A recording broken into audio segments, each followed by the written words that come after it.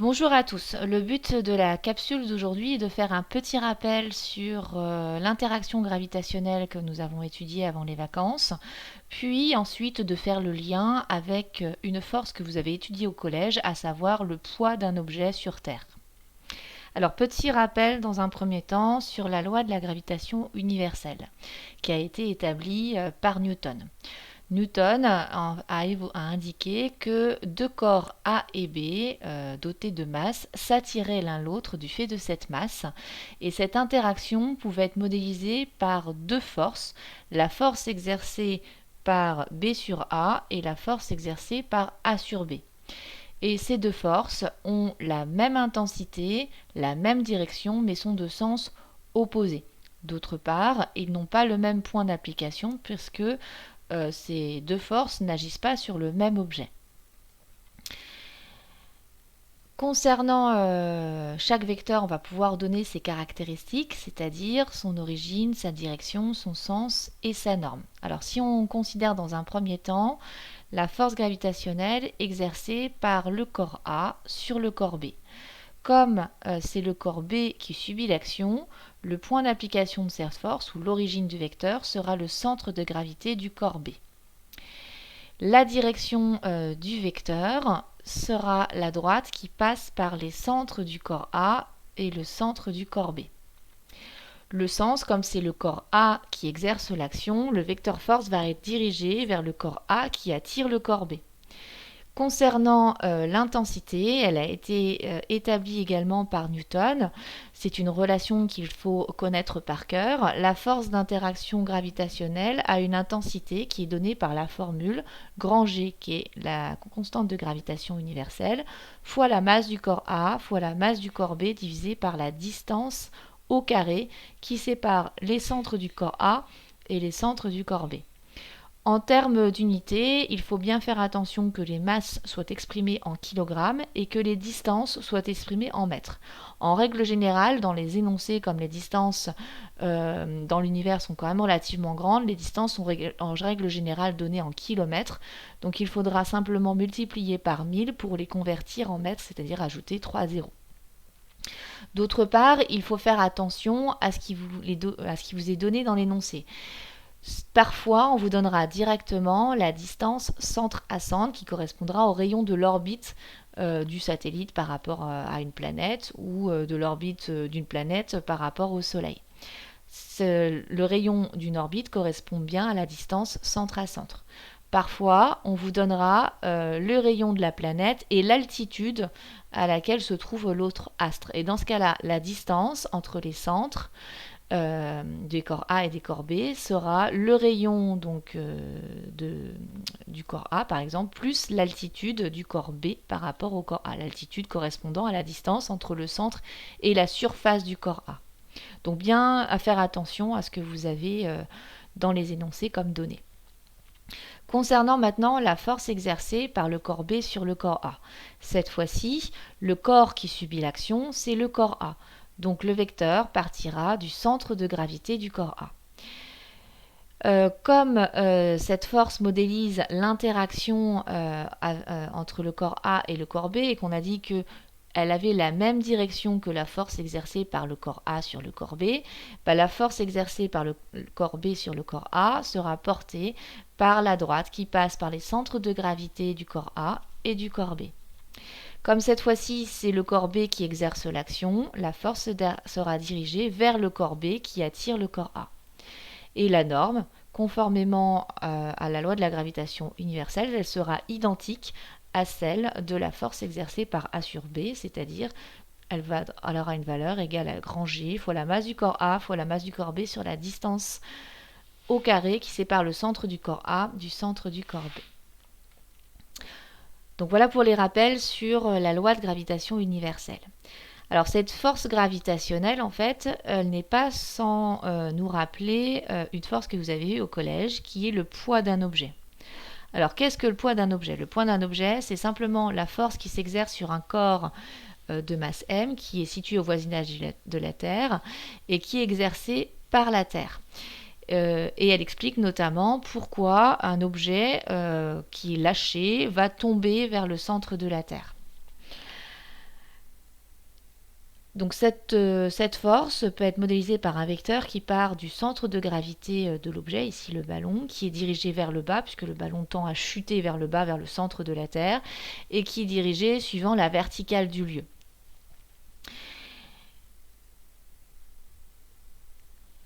La valeur de son intensité peut être mesurée, et vous l'avez peut-être fait au collège, avec un dynamomètre. Alors un dynamomètre, c'est un système constitué d'un ressort qui va plus ou moins s'allonger suivant la masse qu'on va lui accrocher. Vous avez le ressort qui est inséré à l'intérieur d'une capsule en verre sur lequel apparaissent des graduations en newtons. Donc en fait, un dynamomètre, ça sert à mesurer l'intensité d'une force. Donc pour mesurer le poids, il suffit juste en fait d'accrocher une masse connue au ressort et l'allongement du ressort est proportionnel à l'intensité du poids. Donc que l'on peut lire directement grâce à la graduation. Alors si vous avez fait cette expérience, vous avez dû également au collège accrocher à ce dynamomètre des masses différentes et vous avez dû tracer la courbe d'évolution de l'intensité du poids mesurée par le dynamomètre en fonction de la masse petit m accrochée au ressort.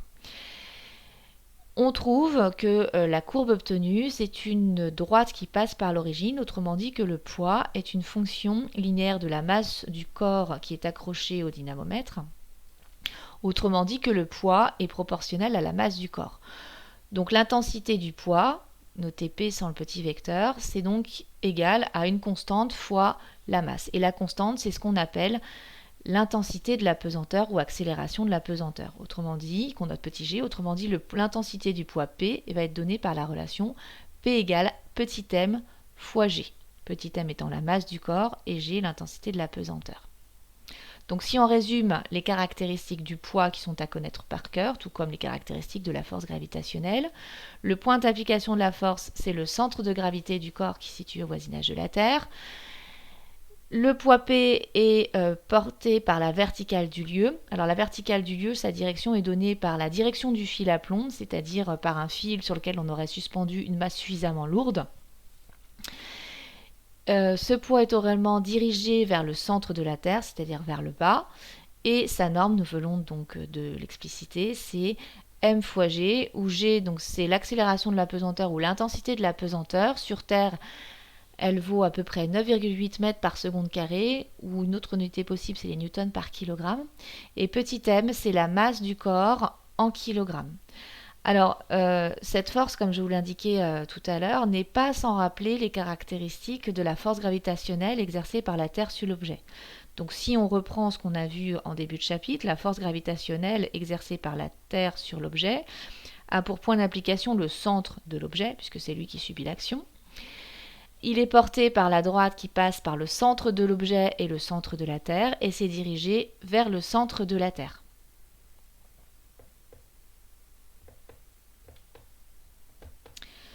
Donc finalement, si on compare un petit peu le poids et la force gravitationnelle exercée par la Terre sur le ballon, on s'aperçoit que ça a les mêmes caractéristiques. On pourrait donc penser que ces deux forces sont identiques. Et c'est ce qu'on va faire dans le cadre du programme de seconde. Alors en réalité, c'est une petite approximation. Donc le poids, on a dit que ça représentait la force exercée par la Terre sur un objet, mais en fait, vous avez deux forces qui s'exercent qui est exercée par la Terre sur l'objet. La première force est liée à la rotation de la Terre sur elle-même. Cette force, ça s'appelle la force de Coriolis. C'est une force que vous avez dû ressentir dans la voiture quand vos parents amorcent en fait un tournant. Vous avez dû ressentir que lorsque la voiture avait une certaine vitesse et que vos parents amorçaient un virage, vous aviez tendance à être expulsé vers l'extérieur. C'est la même chose. Le corps, du fait de la rotation de la Terre sur elle-même, va avoir tendance à être expulsé vers l'extérieur. Autrement dit, vers l'espace. Donc cette force, c'est la force inertielle de Coriolis. À cette force de Coriolis s'ajoute donc la force gravitationnelle exercée par la Terre, qui est donc portée par le centre par la droite passant par les centres de l'objet et le centre de la Terre. Et le poids, c'est la somme de ces deux forces. donc la force gravitationnelle plus la force de Coriolis, ce qui fait que le poids en réalité n'est pas tout à fait porté par la droite qui passe par les centres de la Terre et le centre de l'objet. Mais comme l'intensité de la force de Coriolis est relativement faible et même très faible par rapport à l'intensité de la force gravitationnelle exercée par la Terre sur l'objet, on peut considérer que le poids et la force gravitationnelle ont quasiment la même direction. Et c'est cette approximation que l'on va faire dans le cas de 2 secondes, puisqu'on va considérer finalement que le poids est assimilable à la force gravitationnelle exercée par la Terre. En faisant cette assimilation, on va pouvoir donner une expression de la valeur du petit g qui intervient dans le poids, autrement dit de la valeur de l'intensité de la pesanteur ou de l'accélération de la pesanteur. Donc là, pour trouver l'expression de l'intensité de la pesanteur, on va considérer le cas d'un corps de masse petit m qui est situé à une altitude h par rapport à la surface de la Terre. Donc on a dit que le poids était assimilable à la force gravitationnelle. Donc on va donner l'expression de l'intensité de ces deux forces. Donc le poids, l'intensité du poids, c'est P est égal à m fois g, où g c'est l'intensité ou l'accélération de la pesanteur. La force gravitationnelle exercée par la Terre sur un objet de masse m, c'est g fois la masse de l'objet fois la masse de la Terre sur la distance au carré qui sépare le centre de la Terre du centre de l'objet. Alors ici, on ne connaît pas tout à fait la distance centre à centre, on connaît l'altitude et le rayon de la Terre. Donc l'altitude h, comme je vous le disais précédemment, c'est la distance entre la surface de la Terre et le centre de l'objet. Donc si je veux avoir la distance entre le centre du corps et le centre de la Terre, il faut que je rajoute le rayon de la Terre. Autrement dit, la distance centre à centre, c'est h plus rt. Donc l'intensité de la force gravitationnelle devient grand G fois la masse de la Terre fois la masse de l'objet à petit m sur RT plus H au carré. Alors j'ai fait l'approximation que ces deux forces étaient égales en intensité. Donc je peux écrire du coup que mg, c'est égal à grand G fois la masse de l'objet fois la masse de la Terre sur RT plus H au carré. Et si je compare les deux termes de l'égalité, je vois apparaître de chaque côté de l'égalité la masse petit m du corps. Je vais donc pouvoir simplifier ces deux masses puisqu'elles apparaissent dans les deux termes de l'égalité. Ce qu'il reste, en fait, va vous permettre de déterminer l'expression de l'intensité de la pesanteur, puisque vous avez G d'un côté, et puis après vous avez grand G, masse de la Terre et RT plus H au carré qui reste de l'autre côté. Et donc on va pouvoir, en identifiant ce qui est entouré ici en jaune, trouver l'expression de l'intensité de l'accélération de la pesanteur. Petit g, ça va être grand G fois la masse de la Terre sur RT plus H au carré. Alors cette démonstration est à savoir refaire, elle peut être réalisée pas nécessairement pour la Terre, elle peut être réalisée pour un objet qui se situe au voisinage d'une planète comme Mercure, Saturne, Jupiter, ou au voisinage également d'un satellite comme la Lune ou d'autres satellites des autres planètes comme Io, Ganymède, etc. Donc je vous invite à refaire, à bien travailler cette démonstration. Alors si on reprend l'expression de l'intensité de la pesanteur sur Terre, on s'aperçoit donc qu'elle dépend, comme la force gravitationnelle, de la distance entre le centre de l'objet et le centre de la Terre. Or, comme vous le savez, la Terre n'est pas tout à fait ronde, elle est légèrement aplatie au pôle, c'est-à-dire qu'elle a la forme d'un espèce de ballon de rugby. Donc comme elle est aplatie au pôle, si on considère un corps qui est situé à la surface de la Terre, ce corps sera plus proche du centre de la Terre lorsqu'il est au pôle que lorsqu'il est à l'équateur. De ce fait, l'intensité de la pesanteur sera plus importante au pôle qu'à l'équateur. Donc on aura l'impression d'être légèrement plus lourd quand on est au pôle que quand on est à l'équateur.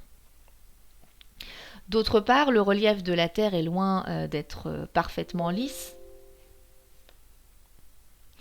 Et de ce fait,